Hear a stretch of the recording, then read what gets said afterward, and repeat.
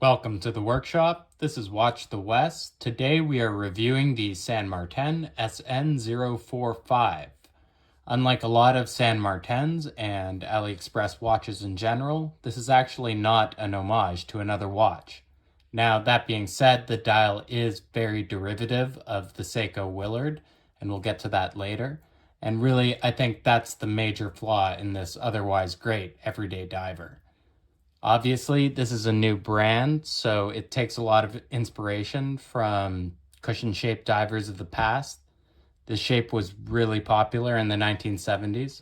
So what I'll do for you is compare this to a couple of samples that I've got here in the shop, and you can make up your own mind whether you think this is original or not. I got this one during the AliExpress 11/11 sale, and after coupons and discounts, it cost just under $200 on the bracelet. And that's down from a retail of about $255. We have a distinctly 70s steel case and bracelet. Beautifully brushed finish. The movement is Seiko's NH35, so we have hacking and hand winding. Again, ceramic bezel, slightly domed sapphire crystal, a screw-down crown, and 200 meters of water resistance. I haven't actually taken this diving, but I have taken it in the ocean. I've been wearing it constantly for about 2 months now. You can buy this watch on a rubber strap instead for less money, but really I think that's a false economy. I love this bracelet. It makes the watch. I'm calling these monolithic links. They're extremely well made. And you just have like a lot of space for the brushing that San Martin is really well known for. It's also got just a quirkiness that I personally find really appealing. We have a diameter of 40 millimeters. That's fairly standard for a dive watch. That being said, we have a very short lug to lug of only 43 millimeters. So we get a bit of a UFO profile, but this watch is going to fit pretty much any wrist. Especially when you see these hooded lugs. Let the bracelet hang straight down from the case. So it's a really honest 43 millimeters. Thickness is 13.5 millimeters. Again, fairly standard for an NH35 powered dive watch. The case back does protrude slightly, but that's helped by these downward curving lugs. You can see that it's polished on the sides and rear with circular brushing on top. That transitions to a straight brushing on the monolithic links of the bracelet. And that goes down from 20 millimeters at the lugs to 18 millimeters at the clasp. The clasp is milled both on the interior and exterior, and you can see it is the 4-position larger San Martin clasp. It is secured by these super solid pins on the inside and has the inlaid San Martin hexagon logo. I do wish San Martin would stick to these larger clasps because I find they fit more people, even if they're not as elegant as the smaller ones. In fact, it's very similar to an Oyster standard 3-link bracelet. And instead of having 2 separate links on the outside, it's just connected by a single large link. It's still extremely supple and has great articulation. You can see it's polished on the sides and uses screw pins. Why don't we look at the case back? Because most brands tend to overlook this, but here it's really an example of how San Martin, they really specialize in case finishing. So if you'll see on the back, if I can get it in focus, we have linear brushing on the back of the case. The outside of the case back is circular brushed. We have a polished section with the specs on it, and the interior is matte, supplanted by this kind of cute and very nicely polished shark. I actually tend to like this guy because he matches the logo on the crown.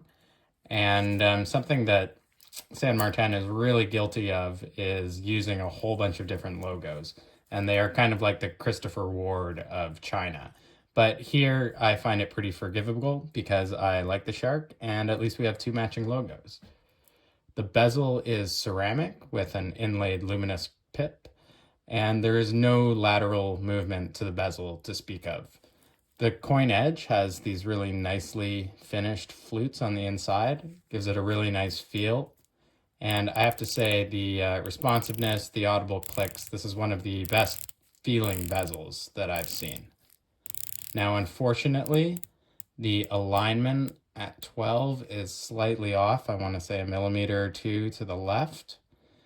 And really, for this price, I don't expect perfection, but your mileage may vary. At a glance, it looks like a pretty standard, generic diver watch. But then when you get closer, you start to see all these little quirks.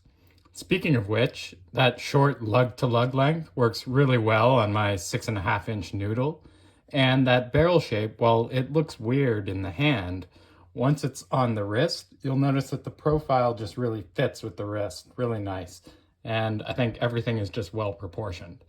But we can't really talk about barrel divers without looking at one of the originals.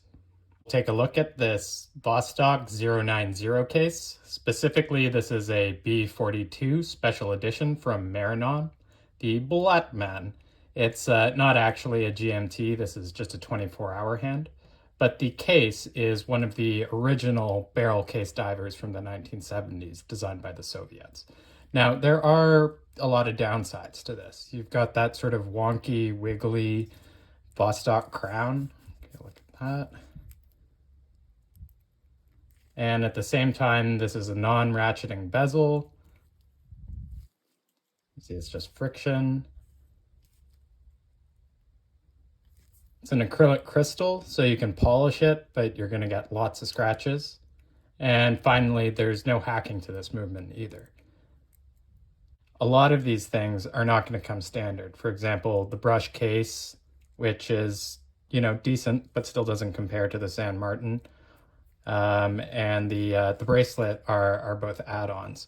And then when you flip it over, we also have cosmonaut Yuri back here. And you can tell that that's just sort of a basic stamping as compared to the CNC work on the shark case back. Granted, Vostok does have better dial game than San Martin, but what this comparison is really to show you is how different the proportions on these cases are. So they're both tonneaus and they both have hooded lugs, but that's about where it ends because you can see how much longer the lug to lug is on the Vostok. And while that's great if you're looking for more of a novelty or fun summer watch, the proportions on the San Martin will fit more people more of the time. And at the same time, you have much better specs in terms of the ceramic bezel, sapphire crystal, and hacking movement that just makes it an overall easier to live with watch. The Vostok is fun and quirky, but given the current situation in Europe, sanctions to do with ordering these from Russia and whether you want your tax dollars to be going and supporting that, it's not really recommended right now. Up next, we have a Willard homage from Addiesdive. The Seiko 6105 gets the nickname Willard because it is Martin Sheen's watch in Apocalypse Now. And the elephant in the room here is that these dials are basically the same. Now, there are some subtle differences. You'll notice that they're slightly larger, kind of maxi style on the San Martin, and the indices, I have to say, are just much more pleasing in terms of the polishing. They run the same movement, the 4R35, though you'll notice the San Martin has a matching date wheel. Now, what I really like about the San Martin is the hands, because on the Addiesdive, you can see that they're very sort of flat stamped metal, whereas on the San Martin, you have very nice beveling along the edges and then that all-important cap seconds hand. So is the San Martin worth basically twice the price of the Addiesdive? And that really is a good question. First off, the hands and dial, like I mentioned, this bezel is super stiff. I'm not even gonna attempt to try it in gloves. The end links here, they look like they were designed for another watch. And even though the end links are female, they don't articulate all that well. Coming down to the clasp, you can replace this, but it's a very basic stamped design. And really, even though I think this still is one of the best automatic watches on AliExpress under $100, But when you compare it to the San Martin over here, if you're going to wear it every day and you want something a bit nicer, I just think you're getting a bit more for your money here. And when you look at it, this could do with a mod, give it a little bit more personality. This one is close to an homage, but I don't think it is. And it's just a nicer feeling watch all over. So you might buy this one to mod, but this is the one that you're going to wear every day.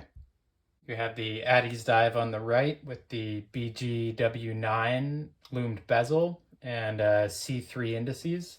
The San Martin is not loomed in the bezel other than the pip, though you'll notice already it seems to be a bit brighter just because there's more loom there. And the Vostok is terrible, as all Vostok loom is.